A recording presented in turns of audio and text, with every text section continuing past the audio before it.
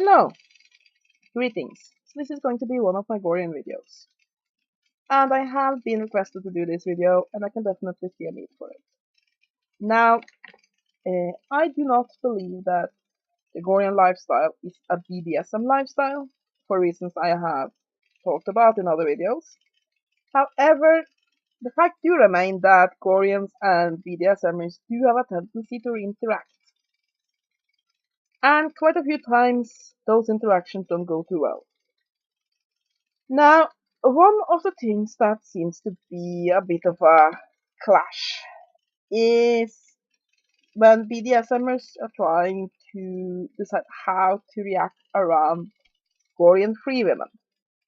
And I can see where the problems come along because there are terms and aspects that might seem a bit weird. So this is going to be a Gorean Free Women 101 for BDSMers. So, now of course, like with all of these videos, they are my opinion, and I do not claim to be an expert of anything Gorian. But having been involved in this community for 8 years, I do have learned a thing or two, and also identifying as a free woman, I have met some of these problems myself. So, let's get started. One of, I think, the problems is a lot of BDSMers are trying to discern what's the status of a Korean free woman. And I can understand why there is an issue here, because on one point she is called Mistress by slaves, but at the other point she behaves submissively towards her free companion and often towards other men. So where exactly does she stand? Well, generally Gorian free women are submissive in nature. They do generally believe that women are naturally submissive to men, and generally they have a submissive attitude towards their free companion, which qualifies about the same as a husband. If you are familiar with the taken in hand lifestyle, which is basically 1950s marriage with spanking, of Gorian free woman would be about the same as a wife in those kinds of lifestyles. You can see her usually as a submissive in a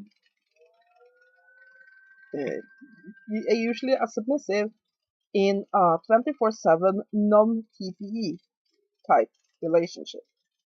She's submissive, she obeys her free companion, and yet she is not a slave. She can choose to leave the relationship at any time, of course, so can a slave, but in essence, she has far more freedom. She, yeah, I guess a wife in all the times is the best way to describe a Gorian free woman, and in fact, if you go even further back, the ideal of a Gorian free woman is probably like a Roman wife, or have you ever seen the 300 movie? Then Queen Gorgo, Leonidas' wife, that would be probably be the ideal free woman among the idea of a Gorian. Basically, she is brave, courageous, and very loyal, but at the same time, she is submissive to her husband. Other examples could be Queen Igraine from Camelot, the TV series, or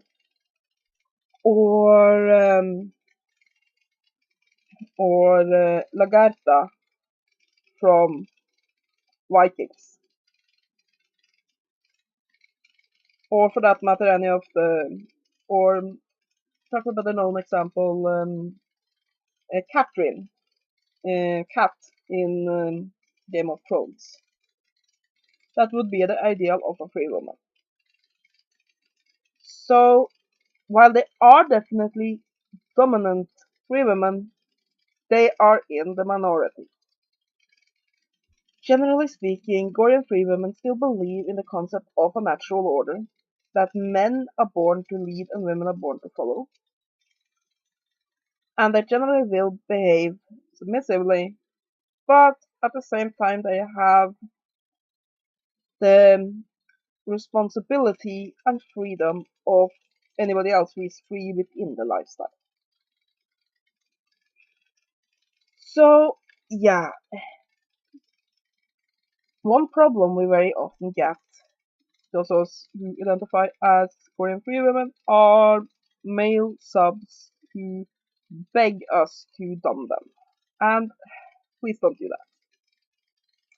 Because here we are getting into the area where things have a tendency to go wrong. Because while I am saying there are definitely some Gorean free women who are dominant by nature, and some of them would desire submissive male. Most Gorean free women do not find submissive males attractive. That is not in any way meant as something negative about submissive males. I know quite a few men who are submissive who are the most amazing people you could imagine. And if that's how you want to live, if that, have at it, enjoy. However, most women who are attracted to a Gorian lifestyle, we tend to be attracted by dominant males. And as such, it can be somewhat problematic when we have scores of men falling on their knees, usually typing that I do, begging us to spank them. Because, generally speaking, first of all, it is relatively rare that Gorians are into the BDSM side of it like that. Now, I personally am. I am a Gorian and a BDSMer. However, even so, I am submissive, and it can be somewhat problematic, and I know a lot of other Gorian ladies have this issue that whenever they are in a joint place, whatever it be, a forum or uh, a real life meeting, where they are Gorians and BDSMers, they tend to be swarmed by submissive men who wants them to dom them. And generally speaking, if you are looking for a mistress, then the Gorian lifestyle, generally speaking, are not the place for you. No, I'm not saying that there are not Gachirus that are amazing slaves, and if they choose to walk the difficult path of being a submissive male in Gore, all the power to them. I admire their courage. But generally speaking, if you are looking for a spankomat, you are not likely to find one in Gore. I think some of the issue here comes from the mistress word. But here you have to understand that for Gorians, mistress have another meaning than it does in a lot of BDSM. Mistress is just a polite term. Basically, within the Gorian philosophy and in the lifestyle in general, it is believed that all slaves are below all free in rank. And as such, all slaves refer to free men as masters and free women as mistress. That doesn't mean that she is dominant. It just means she is free and therefore worthy of respect. It is about the same as instructing your kids to call all adults for ma'am or sir. That's how it works. So even if a slave might refer to a woman as mistress, it doesn't mean that she's dominant, it doesn't mean that she will be interested in topping you. So, and then we have the other side of it. Dominant, who doesn't seem to understand the difference between a free woman and a slave, and believe that all women within the Gorian lifestyle are slaves. Now, granted, there are quite a few Gorians who seem to have this idea as well, but I've addressed that in other videos, so I'm not going to go into it in depth here. But generally speaking, a free woman is submissive, but free. She makes her own choices, but she generally does so in accordance with the wishes of her free companion, if she's companion. If she is not companion, then generally within accordance with the commands of her own honor. A slave is owned, of course, like any consensual slavery. That ownership is based within the confines of said relationship. As soon as the slave decides, nah, no, don't want to be a slave anymore. Of course, legally speaking, she is free, but while she is a slave, she is completely under the rule of her owner.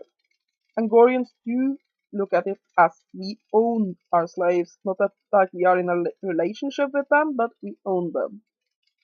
There's the big difference.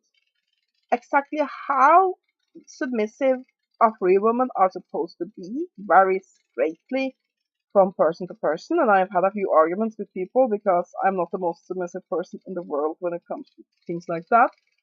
But at the end of the day, what it boils down to is she is free, she's accorded special respect because she's free, and also she is fully responsible for her own actions and makes her own choices because she's free. While a slave is property and all her actions reflects on her owner and he or she commands the slave in all things. Now, here's a few things that a lot of BDSMers do wrong when they meet Gorean Free Women. Referring to free women as girl. Now, within the Gorian lifestyle, girl has a very specific meaning. It means slave. That's exactly what it is. There's no two ways about it. It means slave. Now, of course, we do live in another world, so two women within the Gorian lifestyle could have said, "Hey girl, how's it going?" And it has a different meaning, but within the context of Gore, so it has the meaning of slave. So if you are on a BDSM or Gorian forum, you're talking with a free woman, do not refer to her as girl. And when that you don't refer to her as little one and any of those things, do assume that she's free. And also, it is somewhat in the Middle Ages, it was common that when you met somebody on the street, you could refer to them as my lord or my lady, because if they weren't noble, then at least you didn't insult somebody by assuming a higher rank than what they really have. But assuming somebody has a lower rank than what they have, that can be insulting. So generally my advice is assume that a woman is free and ask. And then a slave will tell you that, no, I'm a slave. So how should a BDSMer behave around a Gorean free woman? Generally speaking, just address her as her name or as any other person around. Treat her as a normal human being. Some Korean free women will require their companion's permission to do things like friend you or do anything like that. I respect that because, like I said, the degree to which a Gorian free woman is submissive towards her companion varies a lot.